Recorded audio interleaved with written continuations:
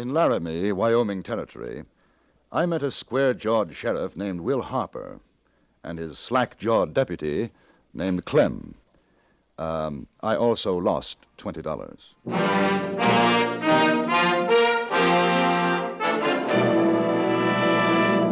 Frontier Gentlemen.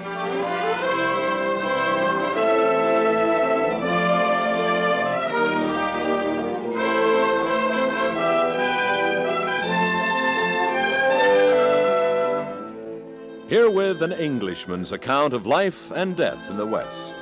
As a reporter for the London Times, he writes his colorful and unusual stories. But as a man with a gun, he lives and becomes a part of the violent years in the new territories. Now, starring John Dehner, this is the story of J.B. Kendall, Frontier Gentleman.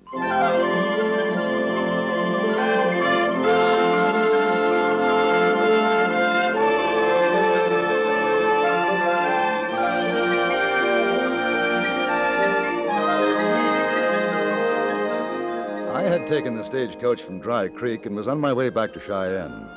Beside myself, there were two other passengers. One, a gaunt, stern-faced man named Barnaby, who spent most of his waking hours reading from the Bible. The other, Thad Clark, a miner who, having made a modest fortune, was on his way to his home in Illinois. It was late afternoon, the stage lurching along the well-worn road a few miles to the west of Laramie.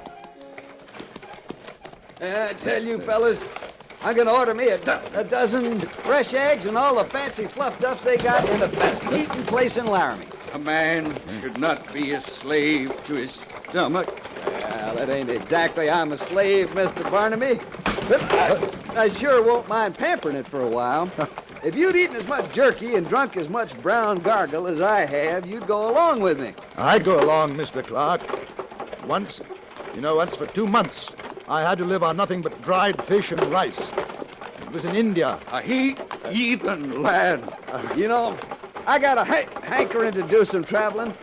Might be I'll take a trip out there, China, India.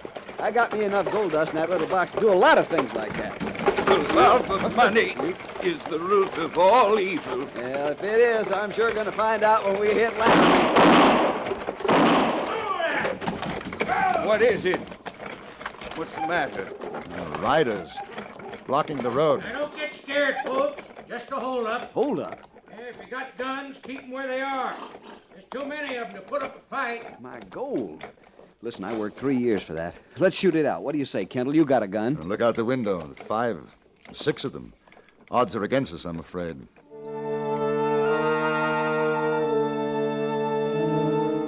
They were on horseback, their faces completely masked, cradling rifles and shotguns in their arms. 2 of them remained in front of the coach. 3 more took up positions to either side and behind. The 6th man, who appeared to be the leader, called to us to get out. Our driver nonchalantly climbed down from his seat and began to roll a cigarette. The miner Clark stood next to me, right hand clenched, hovering over his gun butt. You, mister, and you. Do you mean me? No, the tall fella and the other one. Unbuckle your gun belts and drop them. No need for anyone to get hurt. I'm a poor man. I have no worldly goods. Sorry to hear that, brother. You a preacher? No. That's too bad. I never rob a sky pilot. Just empty out your pockets, all of you. Driver? Yeah. What you carrying? Nothing much. Well, we'll take a look-see. Jed, Frank, keep them covered. CD, you help me search them. All right. Driver, climb up there and throw down the boxes. Sure.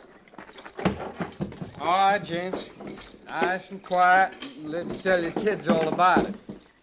It's kind of a puny wallet. Don't take that. It's all I have. 30, 40, $50. Well, now you ain't got any worldly goods for sure, friend. What about him, CD? $2 is all. You take a look in the coach. All right. Driver, climb down, open up them boxes. Sure. All right, now you, mister. Here. You won't find much. Well, it's a right handsome-looking watch you got there. I like it. Take it off. No. Come on now, take it off. It has a great sentimental value to me. It can't be worth more than a few dollars to It you. all adds up, mister. Take it off. No, You figure it's worth your life? in a way. Hey, look ahead what I found. Who belongs to this? It's mine. Guess it ain't no use asking you to leave it be. That's a fact. It sure breaks my heart the way you river snipers have to sweat to get that much dust. Give 'em back a sack of it, CD, and see what's in them other boxes. Here you are, Potter. Enough for grub stuff. Now, about that watch. Is it worth killing me for it? Mister, that's a plumb low-code question.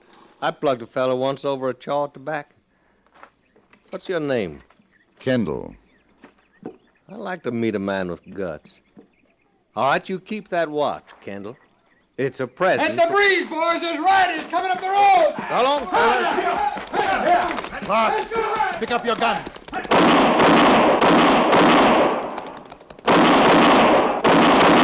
Hey, you got one! You got him!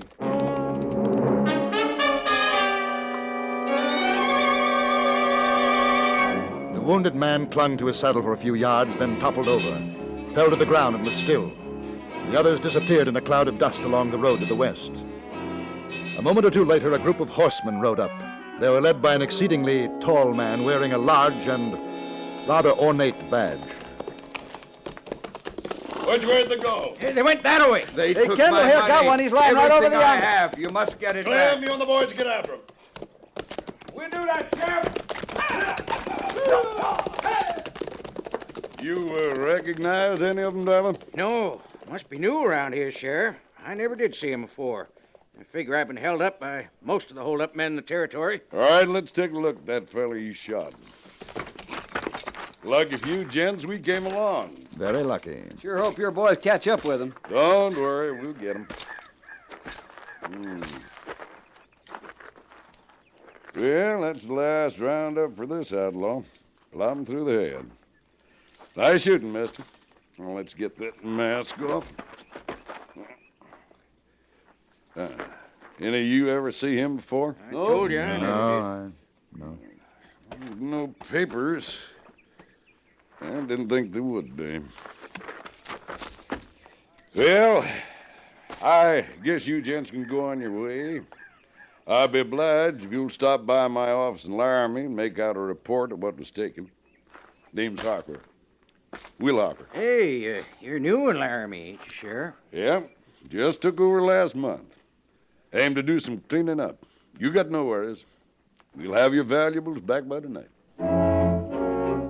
The sheriff followed his posse. We went on to Laramie. On our arrival, Mr. Barnaby went off with a severe-looking woman whom I assumed to be his wife. Thad Clark was kind enough to take me to dinner. Afterwards, we walked down to the sheriff's office. He sat behind his desk, powerful, square-jawed, steely-eyed, the picture of an iron-nerved man of the law. At a smaller desk, his discreet deputy was filling out some papers. Harper looked up as we came in, nodded briskly. Evening, gents. Sit down, sit down. Clem, fetch another chair. Yes, sir, Mr. Harper. You caught those fellas, huh? We trailed them all right. Make yourself come. Thank you. I gather that you didn't catch them? Well, like I say, we know where they are, just a matter of time. My deputy here, Clem, he's making out the report right now. I better get back to it, Clem. Yes, sir, Mr. Harper. Now, you want to give me a list of what was stolen?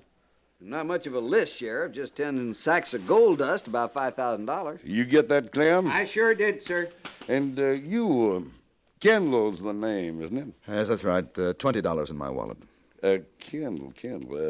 Say, aren't you that English newspaper fellow I heard about back in Cheyenne? I'm an English newspaper man, yes. Well, I'm proud, mighty proud. I reckon you'll be writing all this up for your paper. I imagine I will. Good.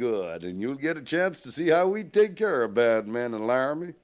Things are going to be different around here. I'd admire to have you stick around, Kendall. We got new methods, scientific, like they've been using in the East. That's fine, but what about my gold? Those hold-up boys must be in Colorado by now. You hear that, Clem? I sure did, Sheriff. That's a funny one, mighty funny. I'll tell you where they are, gents. Right this minute, I can put my finger on them. But I'm going to wait for morning. They're holed up in the Centennial Mine diggings about 30 miles west of here. That's where we traveled them, isn't it, Clem? That's the place, sir. We got 4 men watching right this minute. Kendall, how'd you like to ride out with me in the morning and watch us pull in a bunch of outlaws? It'd be very interesting, Sheriff. Oh, this'll be just about the most important story you've ever written. And I'll be glad to help you make your name, Kendall. Well, that's awfully kind of you. Sheriff! Thank you. Sheriff! I seen one of them. Maybe 2, maybe all of them. Now, easy, partner. Easy. I tell you, they're down at Lazy Kate's saloon. Them same fellers did the hold-up this afternoon. No, driver, it can't be. We know where they are. We sure do, mister. Up in Centennial. And they came back to Laramie. I recognize the voices. Now, voices can fool you, take my word. We got 'em boxed in 30 miles west. It's them. I swear I can pick them out even without the masks. Do you think it might be an idea to go down and have a look, Sheriff? Just in case? Man's an almighty fool not to follow lead. You want I should take the scatter guns, Mr. Harper? Don't see there'll be a need, Clem. If it's them, which I know it isn't, the old peacemakers will do our talking. Yes, sir. Driver, you come and point out your suspects. Clark, you better stay put. All right with me. Just get that gold dust back. That's all I want. Say, I'd rather like to come along, too, if you don't mind, Sheriff. You may be a greenhorn, Kendall, but you got guts. Let's go.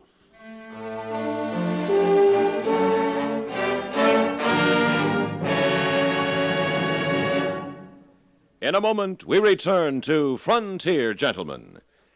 CBS newsmen Walter Cronkite and Wells Church have teamed up to bring you a concise but comprehensive nightly report. Sunday through Thursday evening, join us on CBS Radio when it's time for Walter Cronkite and the news. Friday and Saturday night at the same time, hear Wells Church and the news on most of these same stations. Both men are experts on world affairs, and each in his own way makes following the news an exciting adventure. And now we return you to the Antony Ellis production of Frontier Gentlemen.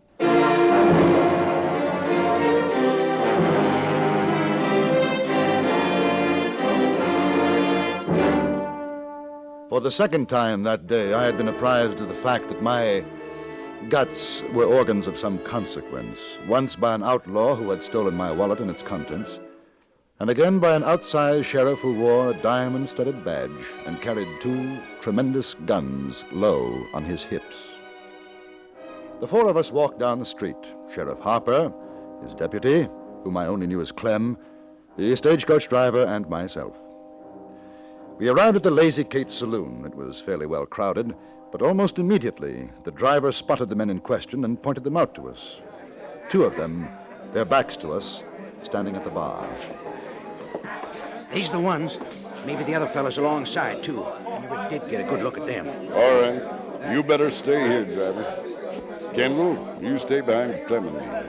If you think you recognize the voices, just sing out. You bet I will, Sheriff. Let's go, Clem. Take that Schofield-Smith and Wesson.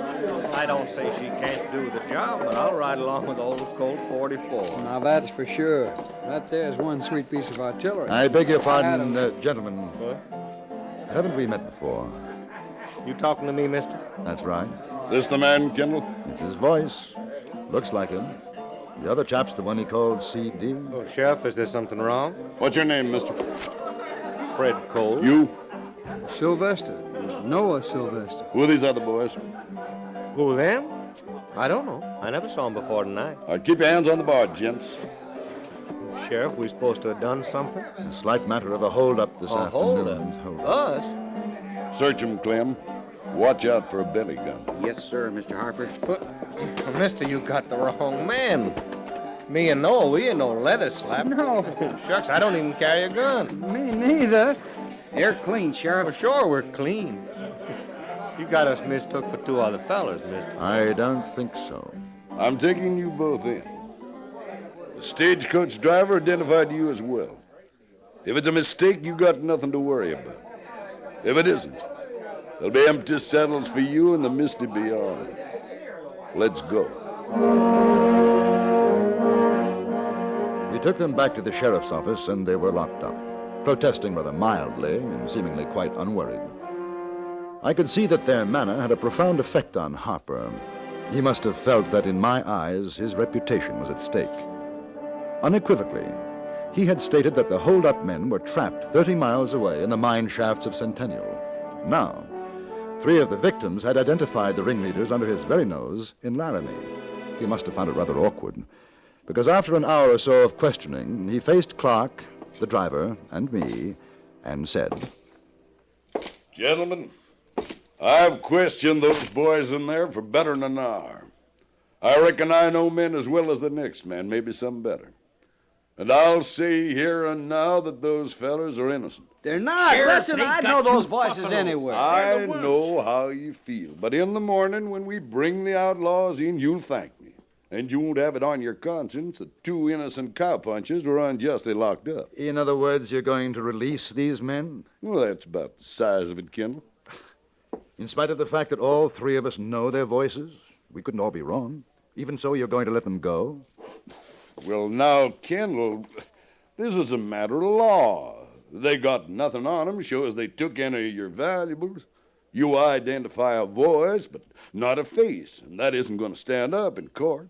Besides, there isn't much I don't know when it comes to following signs. That sure is so. Sheriff used to be a scout for Colonel Custer. Those hold-up men never double back to Laramie. You can take my word for it. Would there be any harm in holding these chaps at least until you bring in the others in the morning? Well, At least on suspicion. Kendall, I wouldn't want you writing in your paper that the sheriff of Laramie took the law in his own hands. I've got a mighty big job to do in this town, mighty big. You're worrying about your job in his newspaper. I'm worrying about my $5,000 they robbed off me. Well, I guess I could hold them till morning. I could do that. That's all we want. You know, ever since I seen that big feller without his mask, I got a feeling. What sort of a feeling, driver? Incidentally, what is your name? Driver? Elwood driver. Kind of gets you, don't it? Me being a stagecoach driver and all. Driver! Well, anyways, about that feller, I keep thinking maybe I seen him somewhere. Where? I don't know. Sheriff. Yeah? What do you want, Cole? Me and Sylvester, we was wondering, how about some grub? Sure. Clem, go across the eatery and get 'em to rustle up some grub for the boys. Sure will, Mr. Harper. I guess I'll check in at a hotel and get some shut-eye. You can share my room if you want, Kendall. Well, thank you. As a matter of fact, I was... Sheriff. Yeah? Well, me and Sylvester, we just thought of something. Maybe we can prove that we ain't the fellers you're looking for.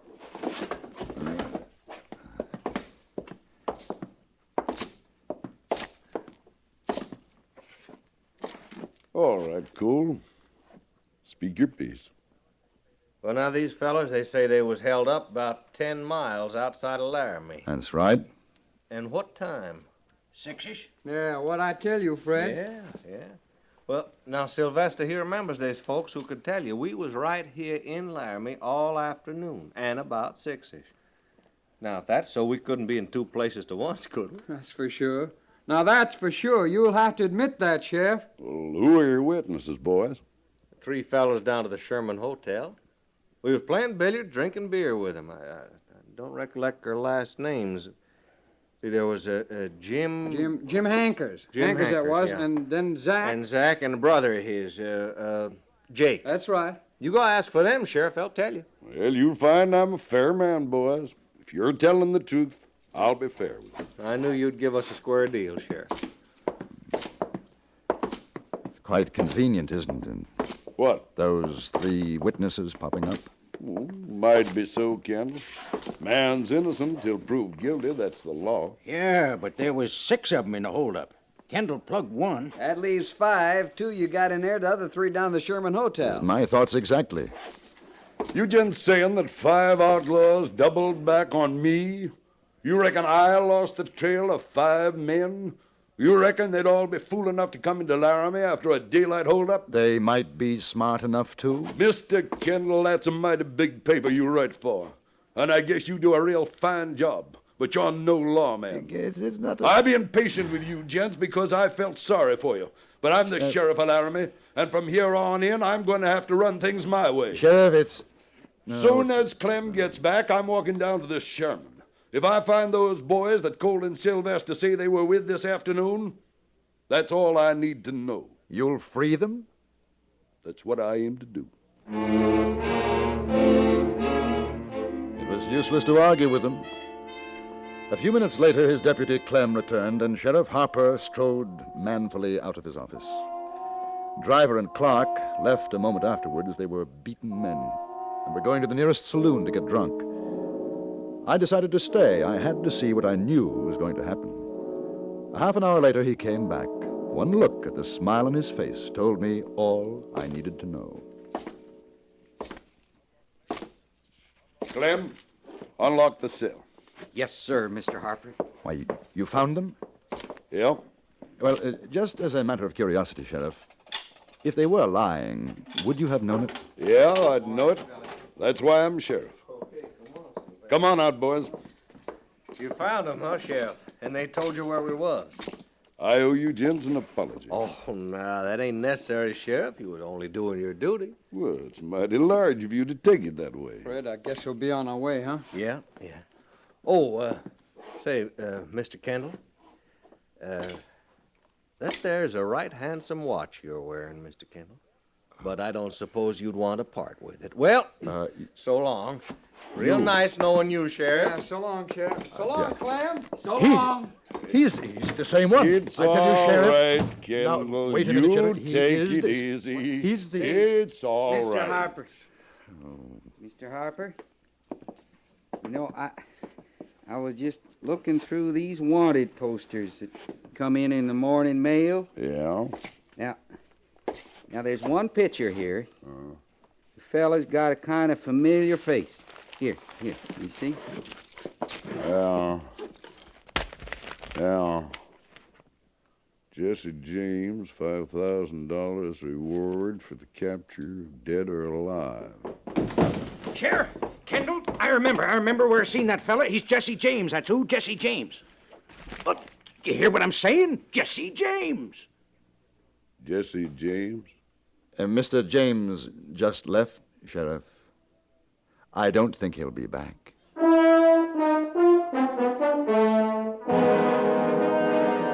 This time, Jesse James left Laramie for good, followed a day later by Sheriff Will Harper and his inestimable deputy, Clem. The irate citizens of Laramie gave them quite a send-off. As to how I recovered my $20 and Thad Clark at least a part of his gold is a story I shall telegraph next week.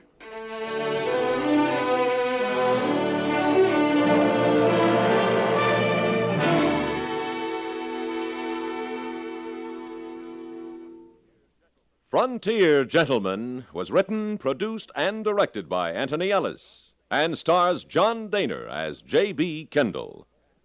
Featured in the cast were Ted DeCorsia, Harry Bartell, Lawrence Dobkin, Jack Moyles, Vic Perrin, and Stacey Harris.